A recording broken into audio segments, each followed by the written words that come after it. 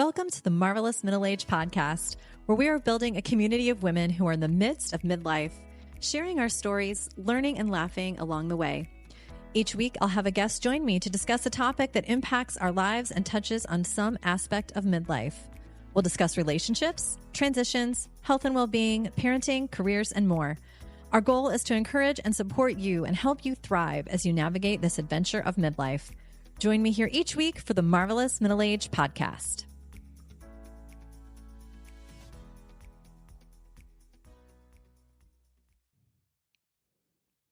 Welcome to the Marvelous Middle Age Podcast. My name is Nicole Studt, and I am going to be the host for the podcast. I am so excited that you are joining me on what is the very first episode of this podcast. This is something that has been on my heart for a while to do, and I'm so glad that you're joining me. Today, I thought it would be a great idea for me to introduce myself a little bit so you can learn a little bit more about who I am, what I'm up to, about my family, and why I decided to start a podcast. So to do that, I have asked my husband of almost 18 years, Dan, to be my co-host today. He is going to ask me some questions so that you can all get to know me a little bit better, a little bit about my background, personally, professionally, and what you can expect from this podcast. As you can probably guess, this podcast is going to be focused on people who are in the middle stage of life, midlife, middle age, whatever you want to call it. And so if that is you, then you are at the right place. And I'm so glad that you have chosen to join me on this journey. So I'm excited, Dan, that you are here with me. Thank you so much for taking time out of your day to be my co-host and interview me a little bit today. You are very welcome. I am thrilled that you asked me to join.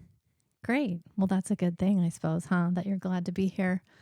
So again, with this podcast, I have been considering doing a podcast for a while, and I know that many of you listening are probably going to be people that I know, but many of you may not know who I am. So, Dan, go ahead and take it away.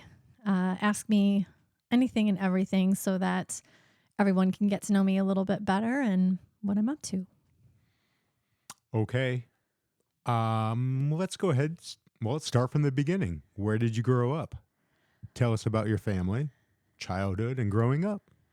Yeah, so I grew up in Monticello, Iowa, which is a small town in east central Iowa, and lived there until I was about 20 years old. My family is a family of business owners and entrepreneurs. Both my grandparents started businesses in Monticello, and our families worked for those businesses. My uncles and my dad worked for our family's feed company. My mom worked there for a while. And then my grandmother, my mom's mom, she started a business called the Century House. So it was a gift shop there. And so that's kind of how our family kind of started out in Monticello. And we lived in Monticello, and I'm the oldest of three children. I have a sister, Megan, who is going to be a guest on the podcast. She's about 3 years and 8 months younger than me.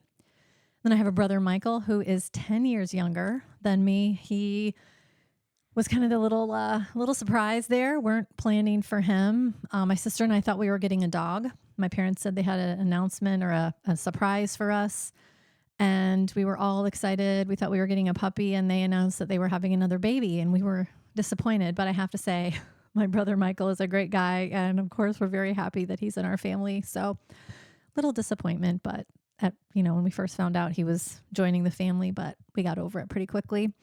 But yeah, raised in Monticello, class of 1992, go Panthers. Shout out to anyone from the class of 92 who might be listening to this podcast. And yeah, I grew up there. I was really active in choir. I sang a lot throughout high school. I was in plays, musicals, I was in band, I was in a lot of kind of the fine arts activities, extracurricular activities growing up. I was not an athlete. Um, I didn't get that gene in my DNA. But I was into fine arts. And I liked school. I think overall I had a great friend group. We were all really close. And I liked school overall. I was a decent student. But yeah, grew up there and then moved out when I was 20 and went on to college and just started working. I have an undergraduate degree from Mountain Mercy University, and I got my MBA from Nova Southeastern University. And I've primarily, lived then in Marion and Cedar Rapids since then. So, but Monticello is where I'm born and raised. Growing up was as a little child, my fondest memories are holidays, birthdays. My grandparents owned a farm in Monticello, and they had an in-ground pool on the farm. And some of my best memories growing up are going out to the farm and going swimming with my cousins, Jason and Jared. And Jacob came along later, and we would go out and eat and swim and have so much fun. Every 4th of July, my Uncle Joe would do a fireworks show. We just had so much fun out there in the summers swimming. I learned to swim out there. My grandma taught me to swim. And I just, reflecting back, what a blessing that was for our family to have that pool and that family time out there. Also, Christmases out on the farm were always so much fun. I have such incredible memories of going out to the farm. And, this was back in the 80s when I was a little kid. And just tons of presents and food and family and fun. And those are just cherished memories that I'll always have. We also traveled a lot. My grandparents had a condo in Jacksonville, Florida. And I really almost kind of consider Jacksonville like a second home because we would go there almost annually when I was younger. We would go down and spend just an inordinate amount of time down there. Sometimes we'd even go for as long as a month and just vacation and such, again, incredible family memories going to Jacksonville and St. Augustine and Ponte Vedra. That was just so much fun. We had a great time. So I have great memories of growing up in Monticello and then traveling. We still have family in Jacksonville. My cousin Tracy and her husband Rolando and their family still live there. And we were in St. Augustine and Jacksonville not too long ago on a vacation. So that was really fun to get to go down there and see them. But yeah, that's kind of what I remember and growing up and family. That sounded wonderful. That sounded like the all-American childhood. Were you Yeah. close with your sister? Oh yeah, I'm very close to my entire family. We're a pretty close family. It's very rare that, especially with my sister, that we don't talk or at least like voice message daily. I see my dad because we all kind of work together. My sister owns some businesses, and we all work together now. So we we talk almost daily. We're I hear super you. close. I hear you voice message every day. Yeah, we message, we talk, or I see them. So we're incredibly close. Sadly, my mom passed away about 5 years ago. It'll be 5 years in December, and my mom was really the glue of our family. She was such an incredible person, so kind, so giving. She was always putting other people first. So I would say that, that has probably been the hardest thing I've ever been through in my life was when she was sick. Unfortunately, she had a stage 4 cancer diagnosis and was ill for quite a while with that and then passed away. And that's just, it's just something that you don't ever completely get closure from. Not that closure is not really a thing, I don't think, but you learn to live with the grief. And now I can talk about her in terms of all of the good memories and not get as sad as I used to. But she was the glue of the family. And when I think about my childhood, I think about all the things that she used to do to make things so special for us growing up, birthdays and holidays and things like that. She loved Christmas. She loved decorating. all of that kind of stuff. So losing her was really, really hard. And definitely there is, I think when we all are together, which is quite often, and I love that about our family, there's always kind of that missing person, right? She's not there. And now, though, I think we can share good memories and laugh about all the fun times that we had together. But that's definitely talking about closeness of our family. I think her passing, not that we weren't already close before that, because we were. It brought us even closer together, going through that as a family, all of us, my sister and her husband and kids, and my dad, my brother, and you and our son. It just brought us really super close together. So, Yeah, yes, I was around for 19 years, and she was very close to me. I felt close to her. yeah, we miss her. We miss her a lot. But again, she would not have wanted us to be sad about that. She would want us to move on and remember the good times and that sort of thing. So if you're someone out there who's grieving a loss, just know that I've been through that and it's hard. And we will have some episodes coming up talking a little bit about grief. So stay tuned for that. Okay, how about your family now? My family now. Well, it's you. Me. We will be married for 18 years in March. So it's coming up. Together for 20. Yeah. And we have a son who is 16. He will be 17 soon. So I can't believe it. I can't believe that we have a child who is driving, who is almost out of high school. We're talking about post-high school plans already for him. Yep. So He thinks he's 35. yeah, he thinks he could just be on his own and ready to go. I don't know about that. But so that is, obviously my immediate family now. Of course, I still have the rest of my family with, not mom, obviously she's not here with us, but everybody else is still doing great. And one thing I think that makes our family kind of unique is our son is neurodivergent. So he is on the autism spectrum and has ADHD.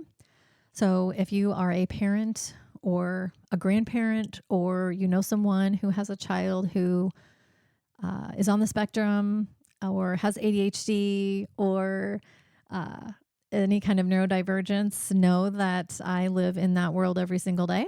And there will be episodes to come on that as well on the podcast, because it's something I'm super passionate about. But I feel like, have a lot of really good supports for him through our school system, through the community. Of course, never as much as you want, but I feel like, for what we need for the most part, we have that.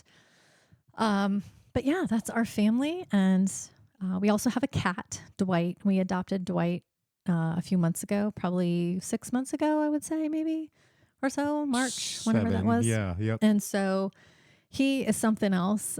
He is the definition, I feel like, of what a cat is. They're cute and cuddly one minute and a psychopath the next. But I feel like he's really been a great addition to our family.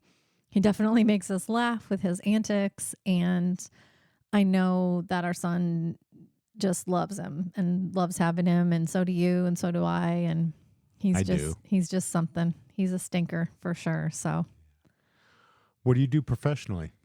So I have actually been working from home for the last 7 years. The majority of my professional background prior to that was in human resources related roles. I've worked for a couple large employers in the area over the years. And then I had the opportunity in 2016, when my sister built her first wedding venue in Cedar Rapids, to work from home full time. And it was a leap of faith, I think, on your part, because I went from having kind of a secure salaried position with benefits to something, that did not pay as much with no benefits, but it had been a prayer of mine for, I think Nathan was 9 years old at the time. I had wanted to find a way to have more flexibility and freedom in my schedule and to be working at home, and I just hadn't been successful in figuring that out. So when she opened her venue and was like, I'm going to need help with this, running this, getting everything, together and running the venue, I can't pay you a lot, but I will, you can work from home. You can do all this work from home. I was like, sign me up. When do I start? And it has honestly been such an incredible blessing. She opened her second venue in 2020. And then she also owns Anna Nellis and has her own podcast, the Anna Nellis podcast. If you're in the wedding industry or you're a business owner, I would highly recommend you check it out. She and her business partner, Riley Mullane, Riley also produces this podcast. They have that podcast. And so I work for her. And then in 2017, I needed to supplement my income a little bit. So I ended up contracting with an agency, and I have a client out in California that I've been supporting now for since 2017. And that, again, has been such an incredible blessing in my life. They are wonderful people. It's been just amazing being able to work with them and support them and do work with them. And it's been a great, addition to just financially being able to stay working at home all this time. Having that freedom, that flexibility in my schedule has been great in terms of, our son, in terms of appointments and things I needed to do for him. Also, when my mom was ill, I was able to be with her more than I would have been able to had I been working, outside the home at a company. I felt like I had a lot of flexibility to go to appointments with her, to go to her chemotherapy treatments with her, to be with her, at different times during the day when normally I would have been, sitting in an office. So it has been such a blessing for me to be able to work, virtually. And honestly, I'd been working, remotely, virtually for 4 years when the pandemic hit. So for me, that was not a huge change, which I feel, again, was such a blessing because I was able to really quickly adapt to that. Whereas a lot of people working had to figure solutions out quickly. I was like, well, I've been working, from home for 4 years. It was like nothing changed for me, which was really nice. It was one less stressful thing about that time for me. I didn't have to worry about that. And then because our son was doing remote school, I was able to be here with him and help him with that and signing into the computer and, all of that. I didn't have to figure out childcare. I didn't have to figure out how in the world we were going to do that because you were at home, I think, for a little bit, but then eventually you had to go back to work. So, me being home, it was just an incredible blessing. And so that's what I'm doing right now professionally. And again, I love it. I love what I do. I get to work with great people. And again, that freedom and flexibility I have in my schedule is there's just no way to put a price tag on that for me. I would agree. Yeah. Okay. So you've got 2 part-time jobs. You've got a child, a husband. Do you have free? Yeah. I mean, you got free time a little bit. A little bit of free time. What do you do with your free time? Yeah. So one of the things that I do is we have been going to the same church now for about 11 years, I think, 11 years, 12 years. And in 2017, I approached our then senior pastor about our church being a host church for an event called Night to Shine, which is a prom-style event sponsored by the Tim Tebow Foundation that is for people with disabilities ages 14 and up. And I went to him with this big, huge proposal of what I was wanting to do and why we should be a host church and how awesome it would be and all of this. And I had slides, I had information, I had statistics. And I said to him, we should do this and here's what it is. And he's like, okay, yeah, let's do this. And I'm like, you didn't let me go through all my presentation. I have 20 slides of why we should be a host church for Night to Shine. And he was like, no, I don't know. This sounds great. I think we should absolutely do it. Let's do it. So we were approved to be a host church, and in February of 2024, it will be our 7th year hosting Night to Shine.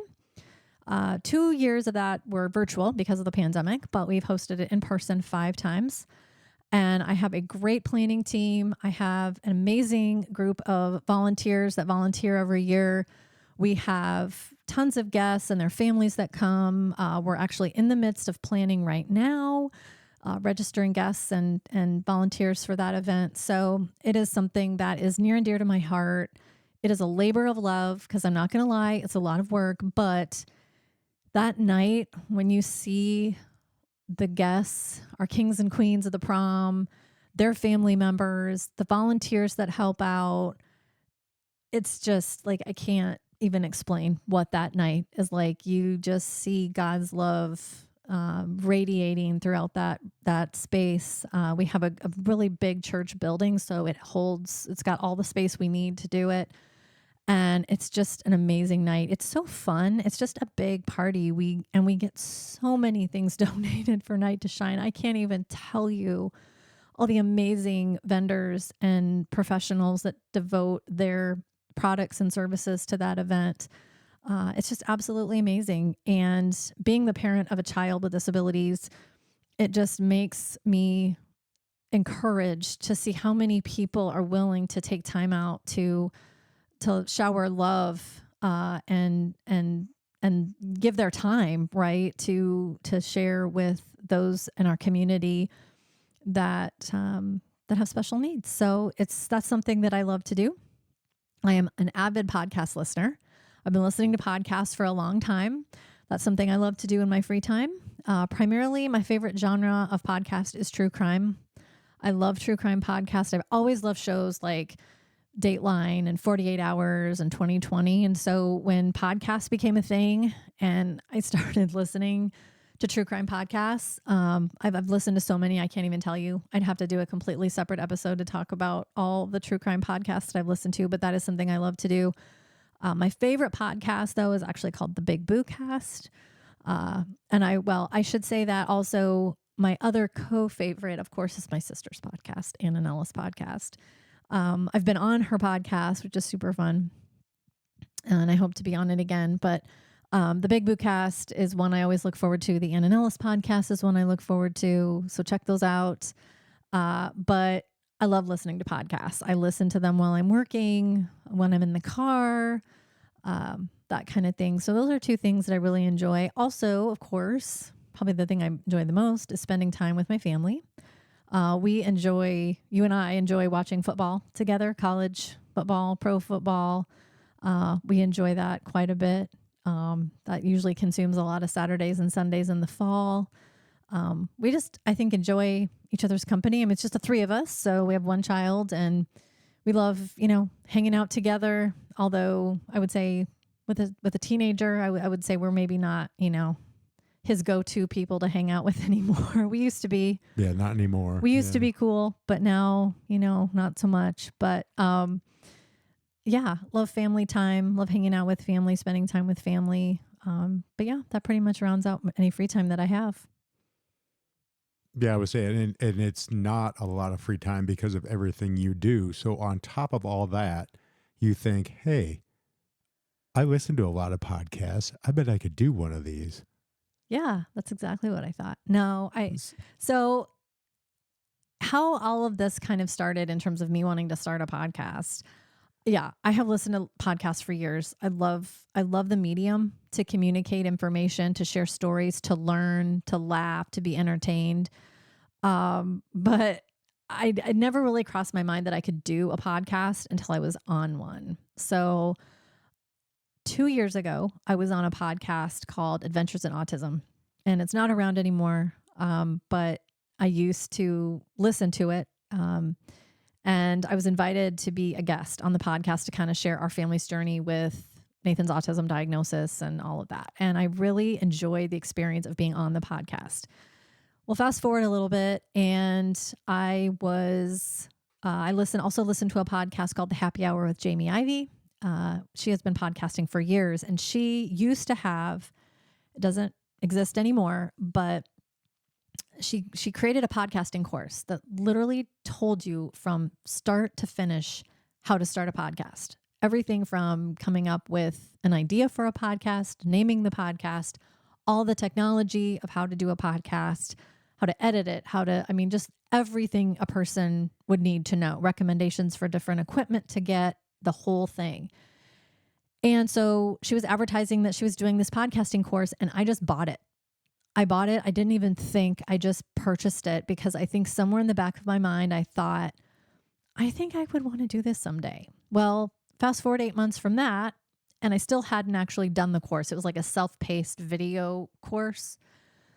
And I finally started doing the modules, and I was a little bit intimidated because I thought, oh, this is going to be harder than I think it's going to. There's no way I'm going to be able to do this. But as I was working through the modules, the way they presented the information, it just was like affirming for me that I could do this. If I wanted to start a podcast, I could do this. And so I had finished the course, and I talked to my sister because at that point, she and Riley were doing their podcast. I had been a guest on their podcast also. And I put it out into the world. I don't think I had even said anything to anyone. I messaged her one day, and because I was thinking about what would I do a podcast about, why, and she was like, you should totally do it. She was like, absolutely, you should do it. Then I posted this podcasting course, came along with kind of a community message board that you could put information out there or ask questions of the other people who had purchased the course. And I put it out there. I put it out there as far as what I was thinking about doing a podcast about, being in midlife, what I was thinking about calling it. Anybody have any ideas of topics? Because I already had kind of a short list of topics I wanted to cover. And I was just looking for feedback. And this amazing woman, Candace Frazier, shout out to Candace Frazier. She is a licensed therapist, and I have been on her podcast, The Couch Next Door. It's another podcast you need to check out. It's amazing. The Couch Next Door. If you're not following that one, you need to go follow that one and listen as well. But I was communicating with her on this message board, and she just gave me such great feedback, ideas for topics. And she asked me if I would want to be on her podcast, and then I would have her on mine. And I think I suggested that. She didn't ask me. She asked me to be on hers. And I was like, well, yeah, and then you can be on mine. And wouldn't that be fun? So it was just her encouragement, my sister's encouragement, that really kind of affirmed, like, yes, I can do this. And the reason why I wanted to do it is because I feel like in midlife, and I don't know if this is true for guys so much as it is for women, but I feel like when you hit middle age, and by middle age, I mean 40 and up, I guess is kind of what I think of when I think of middle age. I think you start to feel a little bit invisible. I think there are a lot of transitions and change that happens in middle age that we don't talk about. And that's things like children, growing up and leaving the house, health changes, menopause, grief, caregiving for aging parents or aging partners. There's just a lot of transition and change that happens. There's career changes, right? People are facing retirement or late career kinds of things. There's just so much that we're faced with in middle age. And I wasn't really seeing a lot of content out there about it. And I know there's content now. I've been researching and following a lot of creators and influencers in this space. So there is content out there, but I thought I have something to add to this. I feel like there's conversations that need to be had. And I know the power of sharing our stories. I know that when we share our stories and we're vulnerable with people, that there's power in that, and that there's always somebody out there that could be listening that needs to hear what you have to say or what a guest would have to say in their story. So that's why I wanted to do it. And it's been so much fun so far. I'm recording episodes now, and it just feels so natural to me, and I'm enjoying it so much. It's been so much fun so far. I can't wait to see kind of how it evolves and all of that. So that's why I decided to start this. It's natural because you love to talk and you have a lot to talk about. I am a verbal processor. Yeah. That's why you don't hear me very much on this. So you want to call this the Marvelous Middle Age podcast. Right. What can listeners expect from this podcast? Well, the plan is to release in January of 2024. I don't have, if you're listening to this, I guess this is it. This is the first episode. So you're hearing it. So this is the date it came out. So But Success. right, yay. But yeah, releasing and there will be weekly episodes. So right now, my plan is to release episodes once a week. Right now, the plan is for Monday, but it will be a weekly release. And initially, the first season is going to cover a variety of topics. We're going to talk about everything from business ownership, entrepreneurship. We're going to talk about career transitions. We're going to talk about being single in middle age, post divorce. We're going to talk about grief. We're going to talk about life after the death of a spouse. We're going to talk about parenting neurodivergent kids. We're going to talk about how we can take care of ourselves in midlife when it comes to mental health, physical health. Yeah, it's going to be kind of a variety of things this first season, and we'll see what folks resonate with, what they enjoy hearing about the most. I have some absolutely amazing guests lined up, and I cannot wait for them to have the opportunity to share their stories with people and with our listeners. I can't wait. It's going to be awesome. So again, you can expect weekly episodes on a variety of topics the first season. And I can't wait for everyone to listen and to weigh in on what they enjoyed listening to. And I really hope that what we cover resonates and that people find something, even if the topic doesn't directly apply to them. They might know someone that it does apply to, and they can share the episode with them so that they can listen. But yeah, that's what's coming up anyway. So I'm excited about it.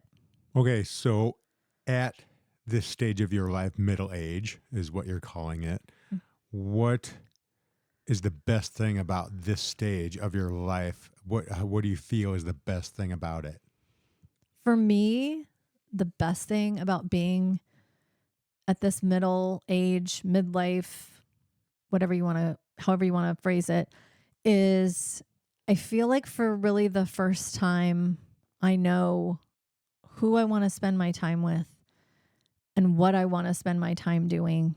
And I'm cutting out all the extraneous activities that I felt like I used to have to do to make other people happy.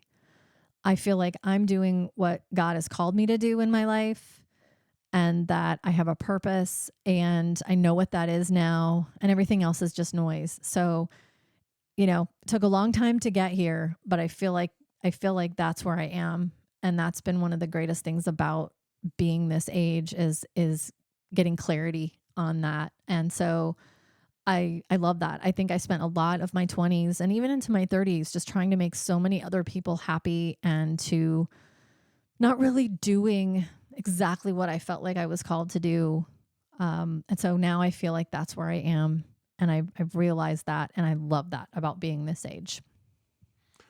So, okay, piggybacking off of that, what would you, if you could tell yourself in your 20s or 30s, what would you tell yourself about this stage of life?